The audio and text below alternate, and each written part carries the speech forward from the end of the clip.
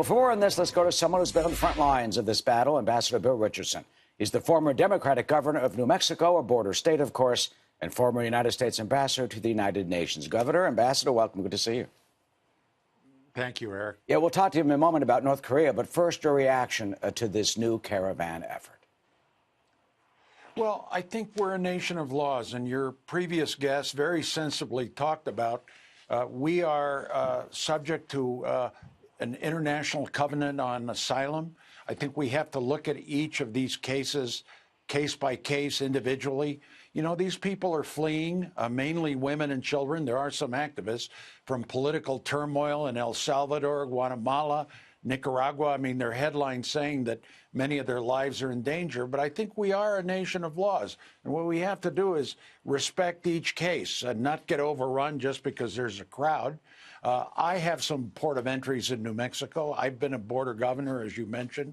I've dealt with these issues. I think you have to deal with them within the law, and that's what I sense the Homeland Security people are doing.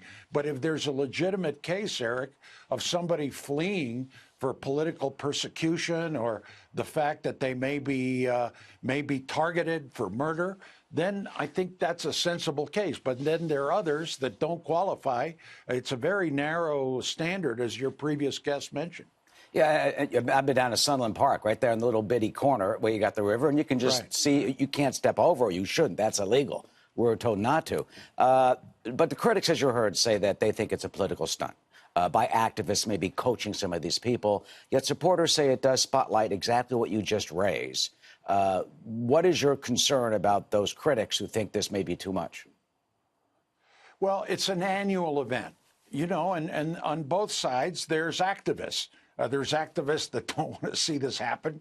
There's activists, mainly, I suspect, attorneys, that want to spotlight the issue. This is why I think, Eric, the law has to be observed.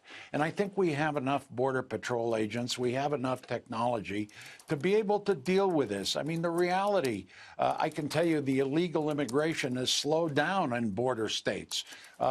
This Central American immigration is the one that is increasing.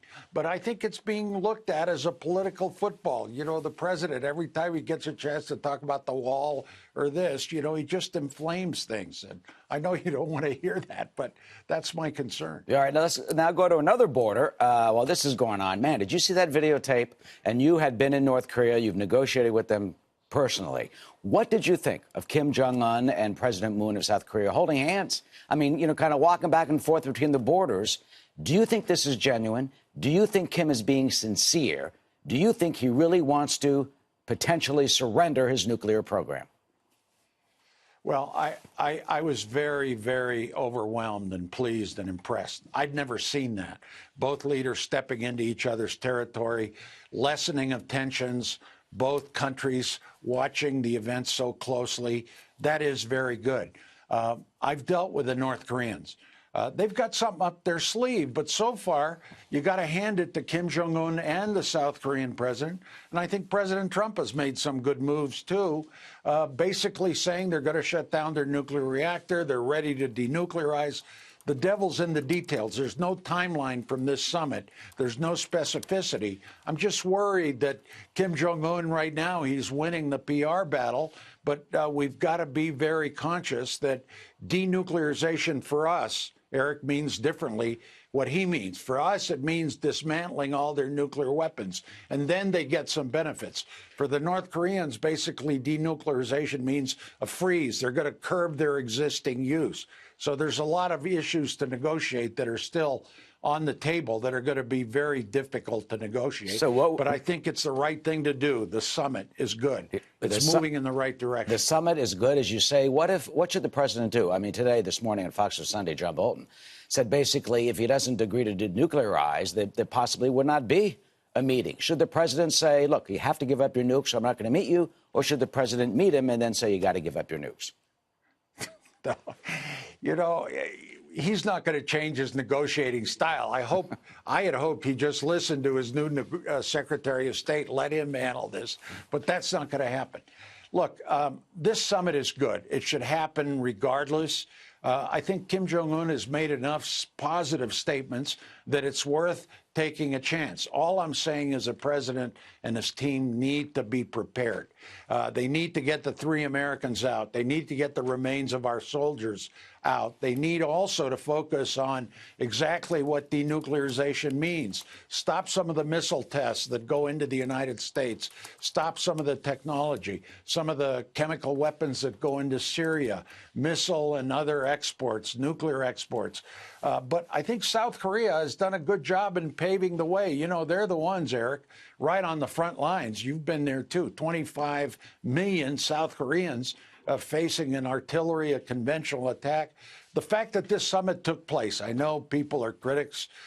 Is it going to work? You know, at least for the time being, tension has been eased. These two shook hands. Who knows what Kim Jong-un's up to? We got to watch him. There has to be real verification, real in any agreement, real oversight. We've got to inspect all their sites, all their weapons. Some are hidden. Well, actually, most are hidden. So it's going to be a very interesting, but I got to say, it's never been as good as it has, at least hopefulness. And I've been involved in this issue a long time. And that's certainly encouraging. Finally, quickly, Otto Warmbier, the young 22-year-old University of Virginia young student who was basically tortured and murdered, brought back brain dead. Here, Kim Jong-un matches the time of daylight savings time, basically, to South Korea. Should the president bring Otto's case to Kim Jong-un to prosecute his killers in North Korea? Well, yeah, I mean, I was involved in that. My foundation tried to get Otto out, and we offered all kinds of things, not as official negotiators. Yeah, the North Koreans owe an explanation. What happened to Otto? Why did he come back virtually dead after a year? Why wasn't he given proper medical treatment? I think there has to be some accountability. And the family, who I know, very good people, Cindy and Fred Warmbier, filed a lawsuit. I think that has to go through a due process. But I think at the very least, the North Koreans should make a very concrete decision never to apprehend another American. And there are 3 Americans that are there right now apprehended that should be released. We should not forget Otto and the 3 Americans who were there, as well as talking about the potential denuclearization of the Korean Peninsula. Governor and Ambassador Bill Richardson from New Mexico this afternoon. Thank you for seeing us, as always.